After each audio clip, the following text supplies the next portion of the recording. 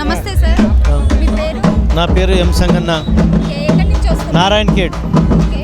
Sir, Revanth Reddy గారి పరిపాలన ఇన్నేళ్ల పరిపాలన ఎలా ఉంది? 17 నెలలైంది కాంగ్రెస్ పార్టీ అధికారంలో వచ్చి. అన్ని వర్గాలకు కూడా సమాన న్యాయం కాంగ్రెస్ పార్టీ చేస్తుంది. రేషన్ కార్డు 9 సంవత్సరాల నుంచి గత ప్రభుత్వం ఒక్క రేషన్ కార్డు కూడా ఇవ్వలేదు, గత టీఆర్ఎస్ ప్రభుత్వం. మరి రేవంత్ రెడ్డి గారు వచ్చి నుంచి రైతులకు ఏకకాలంలో 21,000 కోట్లు రుణమాఫీ చేసి రైతన్నల మరి మెప్పు పొందిన ముఖ్యమంత్రి రేవంత్ రెడ్డి గారు.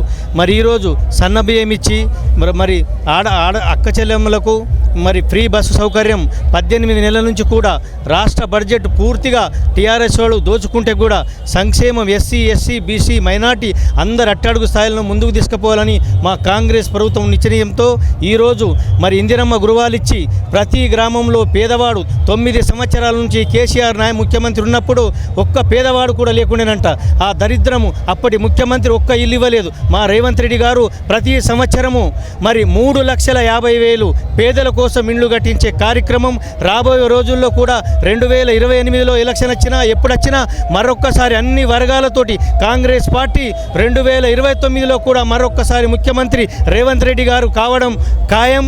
ఈ తెలంగాణ రాష్ట్రాన్ని అభివృద్ధి పథంలో తీసుకుపోతున్న ముఖ్యమంత్రికి అందరూ శాసనసభ్యులు, అందరూ మంత్రులు, ప్రజలు అన్ని వర్గాలు ఓట్లేస్తేనే కాంగ్రెస్ పార్టీ ప్రతి పేదవానికి న్యాయం చేసింది. కాబట్టి ఈ అన్ని వర్గాలను ముందుకు తీసుకుపోతున్న మా ముఖ్యమంత్రి గారు రైతుల కోసం కానీ, యువకుల కోసం కానీ, రాజు యువశక్తి కోసం కానీ, మరి ఏవైతే ఆడవాళ్లకు మరి 500 సిలిండర్లు, ఇంత రాష్ట్రంలో ఈరోజు 3 లక్షల కోట్ల రూపాయలు పేద ప్రజలకు పంచే కార్యక్రమం ముఖ్యమంత్రి గారు తీసుకున్నారు. ఈ ముఖ్యమంత్రికి మరొక్కసారి రాబోయే స్థానిక సంస్థ ఎన్నికల్లో 33 జిల్లా పరిషత్ చైర్మన్లు, మున్సిపాలిటీలు అన్నీ కూడా కాంగ్రెస్ పార్టీ తెలంగాణలో కైవసం చేసుకుంటుందని నేను యువకుల పక్షాన చెప్పక తప్పదని కూడా మీ అందరి కృతజ్ఞతలు తెలియజేస్తా ఉన్నాను. ఓకే సార్, ఈ సంక్షేమ పథకాల వల్ల ప్రజలు, రైతులు ఎలా స్పందిస్తున్నారు? ఇక రైతులైతే చాలా సంతోషంగా ఉన్నారు. మరి సన్న బియ్యానికి 500 బోనస్ ఇచ్చి 18,000 కోట్లు రైతుల అకౌంట్లో నేరుగా భారతదేశంలో వేసిందంటే రేవంత్ రెడ్డి గారు ముఖ్యమంత్రి నాయకత్వంలో ప్రతి పేదవాని ఏవైతే సన్న వడ్డు పండించారో 18,000 కోట్ల రూపాయలు వేసిన ఘనత బోనస్ ఇచ్చిందంటే 60 సంవత్సరాల నుంచి ఏ ప్రభుత్వం ఇవ్వకున్న తెలంగాణలో మొట్టమొదట ఏర్పడ్డ కాంగ్రెస్ పార్టీ రైతుల కోసం 18,000 కోట్లు రైతు సన్న బియ్యం బోనస్ ఇచ్చిందంటే అది ముఖ్యమంత్రి గారికే ఘనత దక్కిందని కూడా.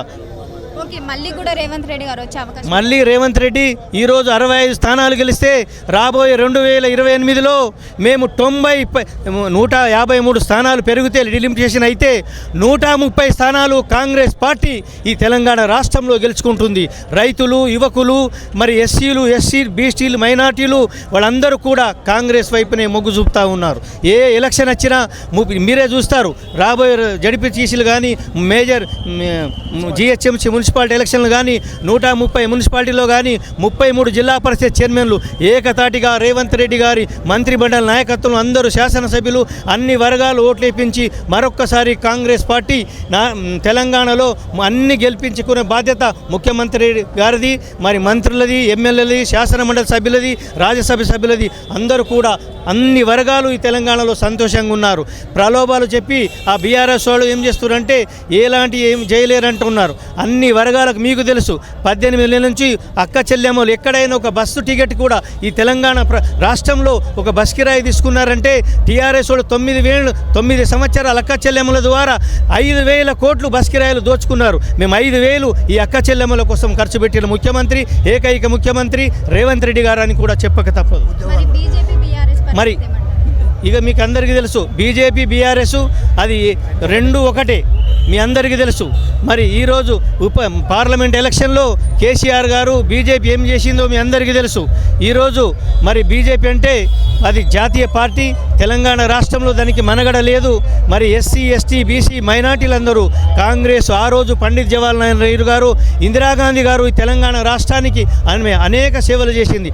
ఇదే మెదక్ జిల్లా నుంచి 1980లో పోటీ చేసి హెచ్ఏలు కానీ, బిహెచ్ఏలు కానీ అనేక ఇండస్ట్రీలు తెచ్చి, ఐఐటీలు తెచ్చిన ఇందిరాగాంధీ గారు తెలంగాణ రాష్ట్రం ఎప్పుడు కూడా మర్చిపోదు. 1980లో ఇందిరాగాంధీ గారు అక్కడ రాయబేలేరి వదులుకొని ఇక్కడ మెదక్ జిల్లా నుంచి ప్రధానమంత్రి హోదాలో కూడా చనిపోయిందంటే తెలంగాణ తెలంగాణ ప్రజలు ఆమె వెంట తెలంగాణ ఇచ్చిన ఆమె కోడలు సోనియా గాంధీ వెంట ప్రజలు ఉంటారు తప్ప బీఆర్ఎస్ పార్టీ ఎప్పుడు కూడా ప్రజలు ఉండరు. రాబోయే రోజుల్లో బీఆర్ఎస్ పార్టీ ఈ రాష్ట్రంలో ఉనికే ఉండదు. బీఆర్ఎస్ అంటే ఎక్కడ పోతుందో కూడా తెలియదు. అందరూ అన్ని వర్గాలు కాంగ్రెస్ వైపు నచ్చి కాంగ్రెస్ ప్రజలు ముందుకు తీసుకుపోతారని కూడా నేను తెలియజేస్తున్నాను. మరి 60,000 ఉద్యోగాలు ఏకతాటిలో మరి ముఖ్యమంత్రి కేసీఆర్ గారు 9 సంవత్సరాల్లో ఎలాంటి ఉద్యోగాలు ఇవ్వకుండా హౌస్ నర్స్ కానీ డిఎస్సి కానీ పోలీసు ఉద్యోగాలు 60,000 ఉద్యోగాలు జాబ్ క్యాలెండర్ పెట్టి మా ముఖ్యమంత్రి గారు ఆయన సహచార మంత్రులందరూ కలిసి ఈరోజు రాష్ట్ర బడ్జెట్ ఎంత ఉన్నది, ఆ రాష్ట్రం సంక్షేమం వైపున మనం అప్పులు లేకుండా వాళ్ళ మిత్తి సంవత్సరానికి మరి 9,000 నెలకు 9,000 కోట్లు అంటే సంవత్సరానికి 70,000 కోట్లు వాళ్ళు అప్పు చేసిందని మిత్తి కట్టుకుంటూ సంక్షేమం ఒకవైపు అభివృద్ధి ఒకవైపు ముందుకు తీసుకుపోతున్న ముఖ్యమంత్రి ఎప్పుడు కూడా ఈ రాష్ట్రంలో ఏ ఎలక్షన్ వచ్చినా కాంగ్రెస్ పార్టీ గెలవబోతుందని కూడా తెలియజేస్తా ఉన్నాం. Subscribe us and press the bell icon for more interesting updates.